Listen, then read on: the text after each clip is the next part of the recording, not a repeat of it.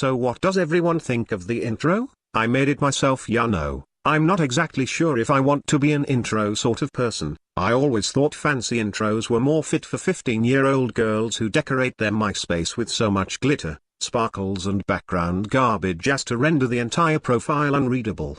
Before I get into this video, I want to address something. A few people have asked me why on earth I subscribe to Femithiest's channel. Well, I love her. What can I say? I got a thing for Barbie doll-looking gender Nazi psycho bitches that are batshit crazy, borderline genocidal, histrionic personality disordered and one step away from being an hero. It's my fetish, don't judge me. But since Krista Barbie Hitler, which I believe is her full name, won't give me the time of day, yours truly is going to have to settle for chopped liver. Let's check over at those pesky dames and see if any of them are remotely dateable. When has being nice about something ever? Holy Mother of Christ, what the fuck was that? I swear, there should have been a trigger warning. They have a trigger warning for everything else. Is it just me or does she look like the bride of Frankenstein? Well, let's see what else is on the menu. Hey Dames. My name isn't Dames, it's actually Razor. So, what would you like to talk about? I wanted to make a video about weight because that's been on my mind recently. Oh, I'd really rather not. A few years ago, when I was at university, I used to be a lot bigger than I am now, and I was like a fat posy activist, and I was on quite a lot of like body posy forums. No, sorry, I'm not dating a fatty. Time to move on. Jen, one of my arch nemesis. Fuck it. Oh, but look, you want to know where your razor is? I'm right here, but I am not sure if I am comfortable with you calling me yours. Men are not property, you know. At any rate, what do you think about going to dinner with me? Thank you very much. Alright then, let's just hop in my car, a Bugatti Veyron, and we'll be on our way. Get your motor running. Head out on the highway. Looking for adventure. And whatever comes our way, we can climb so high. I never wanna die. Born to be wild. Born to be wild.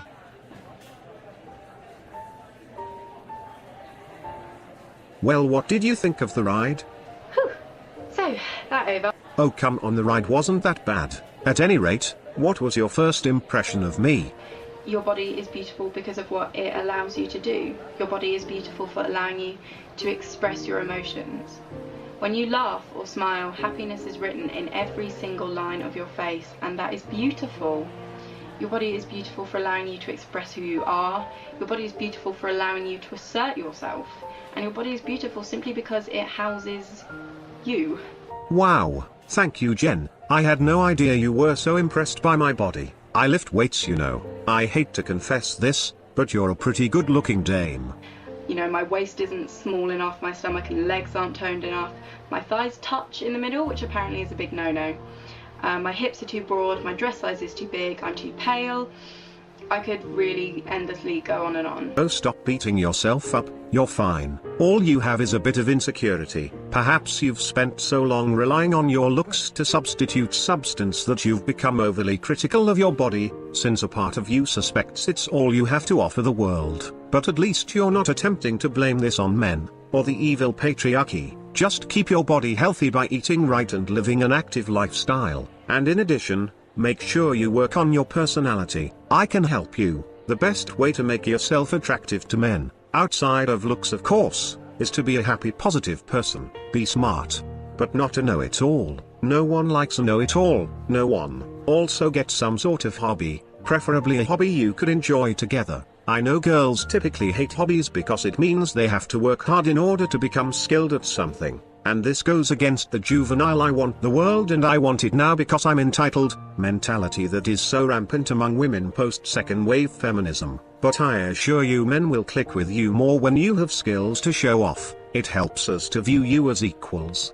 and most men want an equal to share his life and resources with. You could be a guitarist, or a hacker, nothing gives me a raging boner faster than a woman talking about the AMD bulldozer, and why its 8 cores failed to measure up to Intel's 2600K Sandy bridge, and was smoked by the 3770K Ivy bridge, which by the way is my CPU. But anyway, computer talk puts me in the mood. What sort of things get your motor running? In fact, you're doing it right now, even though you might not believe me when I say that.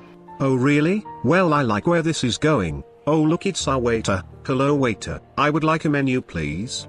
Your flesh will want what it wants, but the more you starve the flesh through Jesus Christ, the more your spirit will gain strength. Yeah, okay. Can I have another waiter? Thanks. So Jen, where were we? My waist isn't small enough, my stomach and legs aren't toned enough, my thighs touch in the middle, which apparently is a big no-no.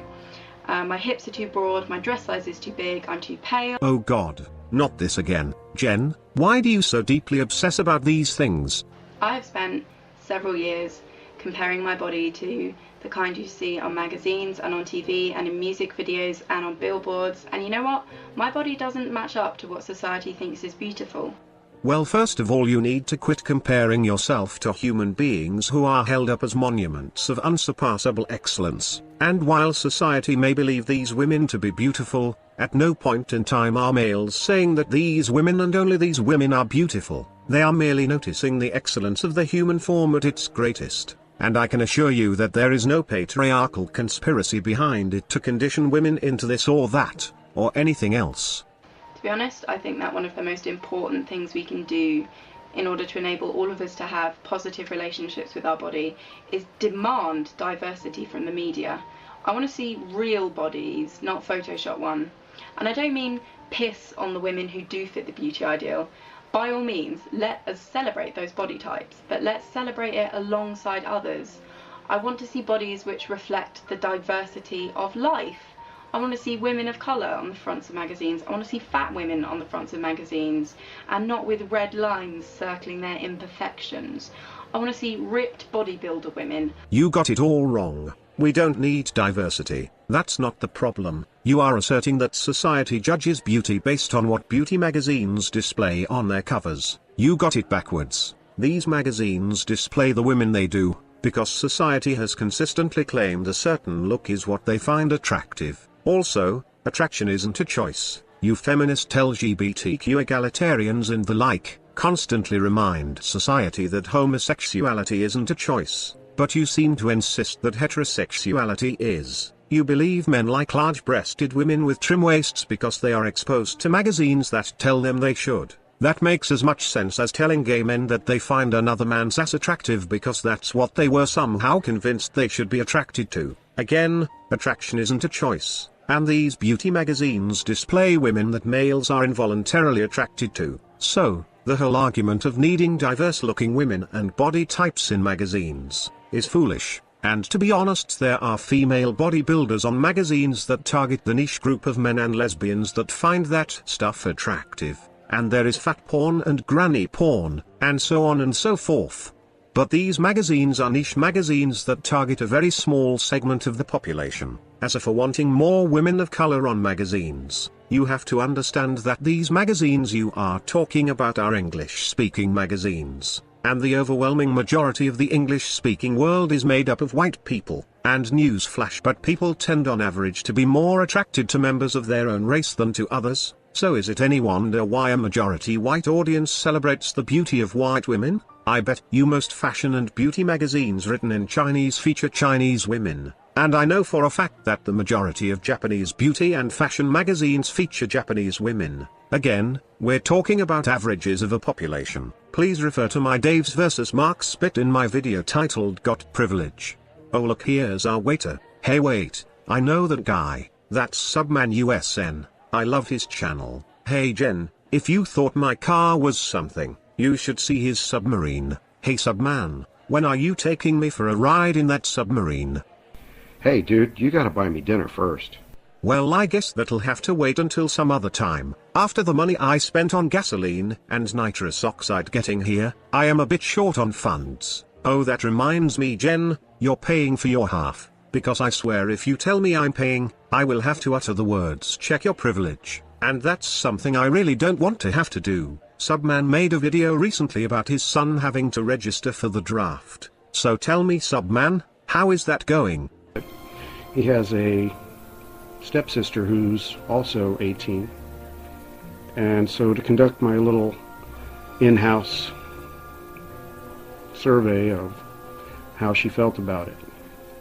So I said, hey, my son has registered for selective service. What do you think about it? She says, well, I have the utmost respect for the people in the military. You know, my grandfather fought in World War II, and my dad was in the military for 20 years. So, I mean, it's not something I would do, but... And I said, no, wait, you don't understand. This is mandatory. He has to register for the draft. And my son walked in at that time, and as he was passing by, made a comment. So that means if North Korea goes apeshit, I get to go to war. And his stepsister says, wow, that's kind of scary. She was not even aware that boys turning into men have to register. This is called being blind to your privilege. Wow, it's amazing just how often women are blind to their privilege. I wonder how many other privileges they are blind to. Now Jen, I know where you stand on this. Like every other feminist who is confronted with the privilege of not having to be drafted, you'll claim that patriarchy created the male-only draft. Well, even if we just pretend there is a such thing as patriarchy, it's still a privilege for being female, and if indeed the patriarchy granted you this privilege, then patriarchy cannot exist as a male institution to benefit men at the expense of women. And don't even say how you feminists are against the male-only draft. If this were so, then feminist bloggers would blog about this injustice. Feminists on YouTube would vlog about it. Feminist protesters would be protesting about it. And the heads of major feminist organizations would be applying their political pressure to change these rules. And even if you could link me to a couple of blogs or a couple of videos, you know as well as I do that 1 in a million doesn't accurately represent a movement. So just save face and admit that you women have this humongous privilege and always have. And who knows, if you quit sipping your feminist Kool-Aid for a moment, you might realize that women have a lot of privileges. And always have. At any rate, I'll have a Reuben sandwich, the veal, and a toasted bagel with cream cheese. And Jen says she'll take the fish.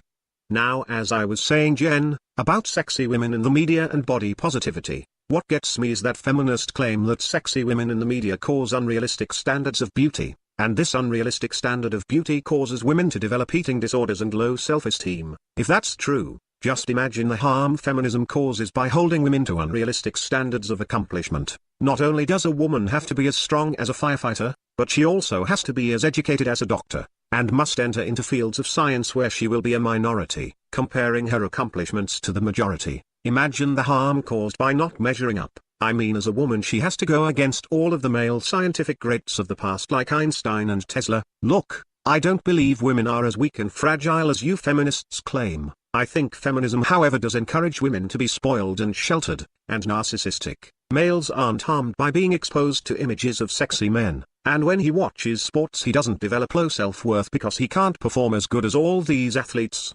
Girls, on the other hand, especially in this day and age of single-parent mommyhood, are coddled by their mothers, given a shoulder to cry on, and told everything is alright with them, and it's the fault of everyone else for placing standards on them.